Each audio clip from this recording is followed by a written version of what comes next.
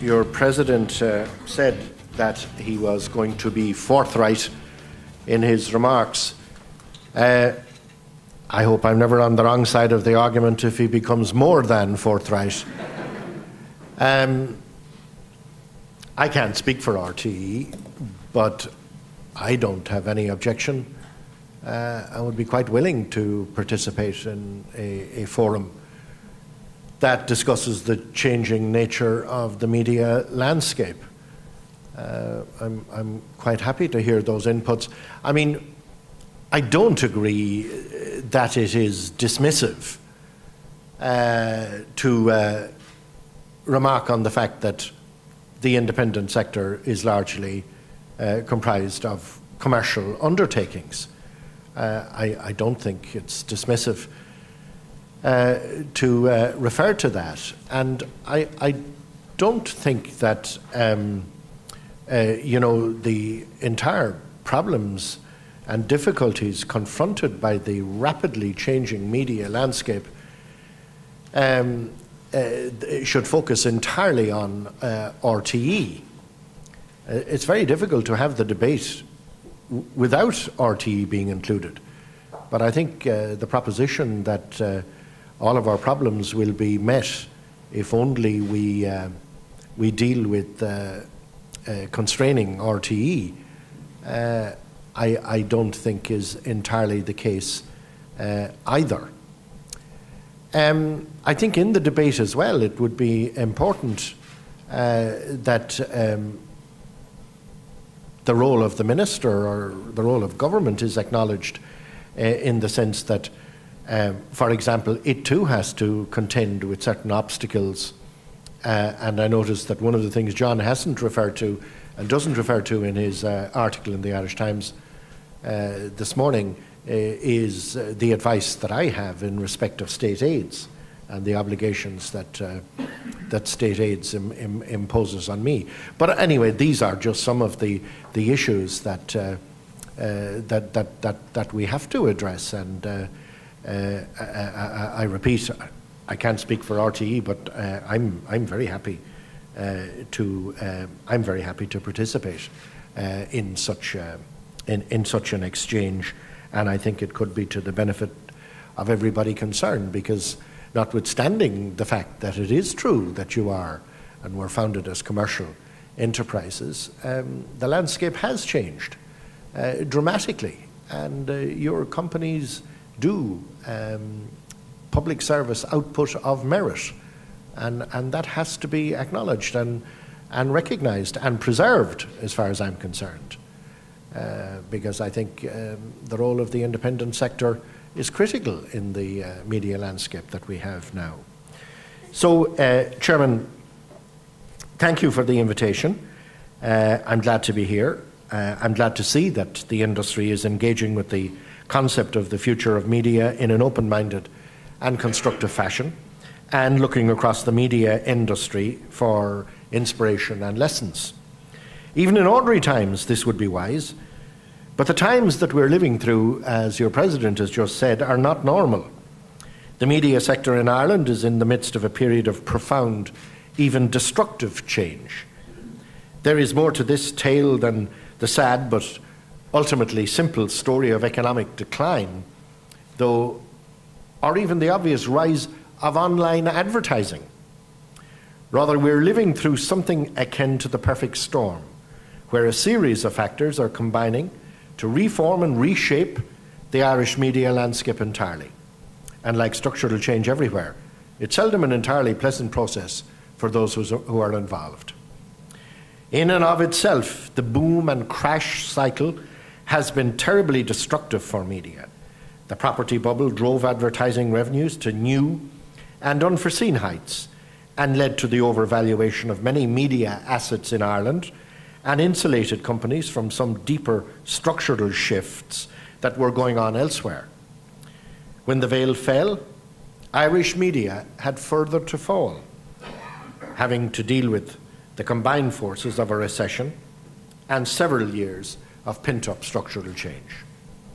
These structural changes include the rise of online media and advertising, now worth more than 150 million, and growing at more than 12% per annum, a fall in newspaper circulation, and, critically, the general penetration of the Irish market by content operators from other jurisdictions.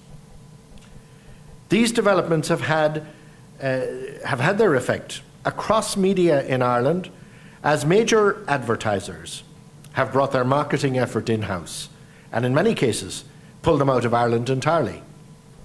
In turn, the number of advertising agencies has fallen, giving the remaining players more market power. Moreover, price is now the key metric for advertisers, impacts per euro. No one has been immune from this. In television, RTE have seen major falls in revenue, both due to the collapse in advertising and to the top slicing of the licence fee. In turn, management have taken in excess of 100 million in costs out of the organisation and have reduced the workforce by over 400 staff. TV3 remain an important part of the broadcasting landscape, with the aid of an increase in advertising minutage in 2010, and have even managed to make a very welcome investment in a HD studio. But make no mistake, the television market in Ireland has changed completely. There are now 34 channels of advertising sold in Ireland, almost beyond belief given our size. 34 channels of advertising sold in Ireland, up from 7 a mere decade ago. And when taken together with the entirely value for money driven approach of the advertising industry today, it is difficult to see revenues and either price or volume returning to anything like previous highs. There are bright spots. Independent commercial radio contributes hugely to the plurality of media in that it provides often locally tailored public service content on a free-to-air basis. Moreover, despite the extent of the downturn and the growth in the number of stations in the years prior to that, we still have a diverse and vibrant commercial radio sector. These businesses, the IBI membership, have kept their heads above water in very difficult times, a testament to the connection that you have with your audience. For RTE, however, the extent of this challenge cannot be overemphasised. Given losses to date, the broadcaster simply has to balance its budget this year, no easy task in the current environment. In turn, this points to the pronounced importance of licence fee funding for RTE and of securing that national presence on the airwaves into the future. In that vein, I expect to receive the value for money report on the public service broadcasting charge hopefully this week.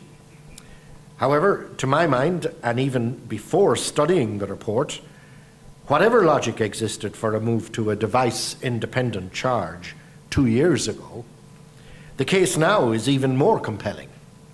The question now is really about the most cost-effective means of delivering it. However, the nature of the service that RTE provides is not immutable, like everything else. Cloth must be cut to measure, and the broadcaster has to continue to demonstrate that it uses these public funds efficiently in delivering on its public service mandate. On that basis, the BAI 5-year review of funding for both our public service broadcasters is going to be of critical importance when it lands on my desk in the coming weeks. It may well be that we need to consider new legislation to implement the public service broadcasting charge.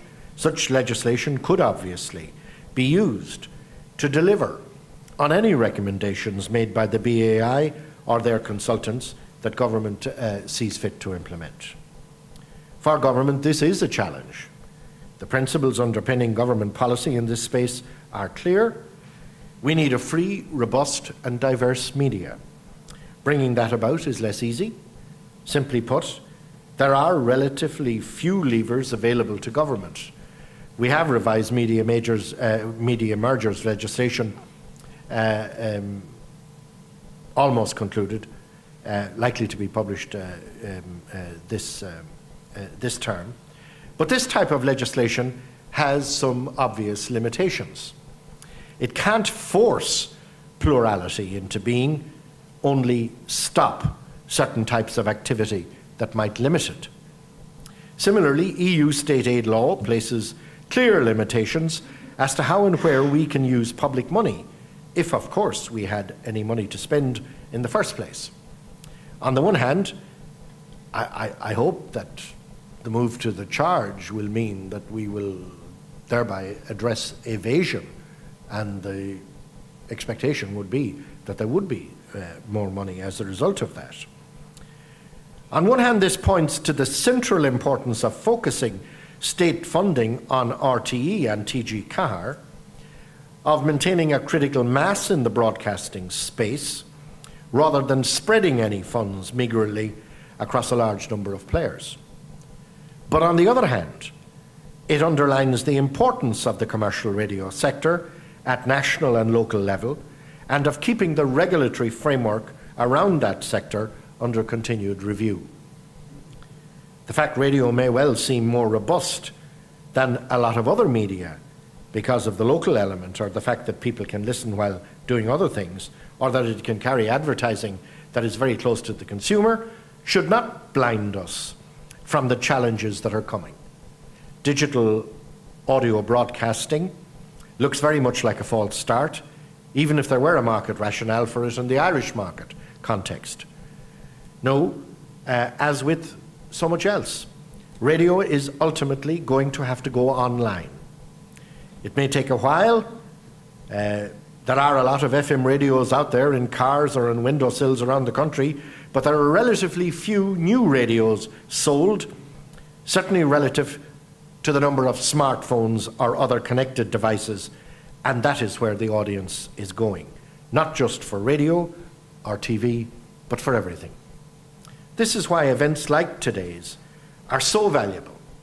They offer the possibility of exploring new ways of engaging with and involving the audience, of using all available tools, including social media, to build a brand that can move across different delivery systems.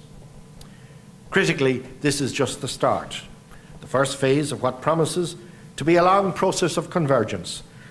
This term, convergence, when applied to media, doesn't just mean the simple fact that you can now watch television or listen to the radio on your phone. The implications are far deeper and far wider than that. In time, it will likely come to refashion media entirely as the relationship between content owners, distribution networks, and audiences change. For example, it is possible to see a future where the role now played by television broadcasters, who effectively create or aggregate content and then distribute it, is played instead by a differentiated set of media. Some bodies, like sports rights holders, for example, may choose to stream and sell content themselves, offering it across multiple platforms for a share of the revenue, or perhaps just offering it to the market themselves. There are challenges here, but there are opportunities as well. Many of the changes that are becoming apparent are global in scope and irresistible in nature.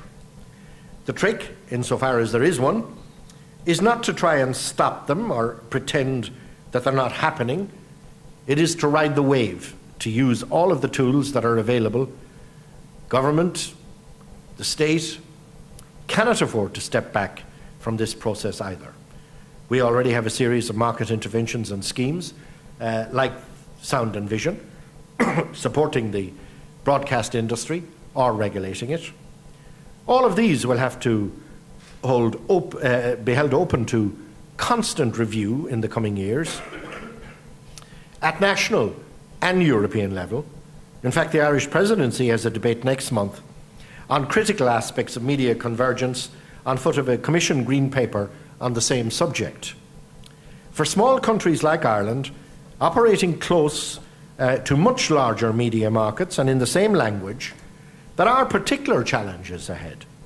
But there are solutions too, and I'm confident that our independent commercial radio sector will recognise and seize these as they arise, and that they will be part of our future media landscape, adding diversity and plurality of voice.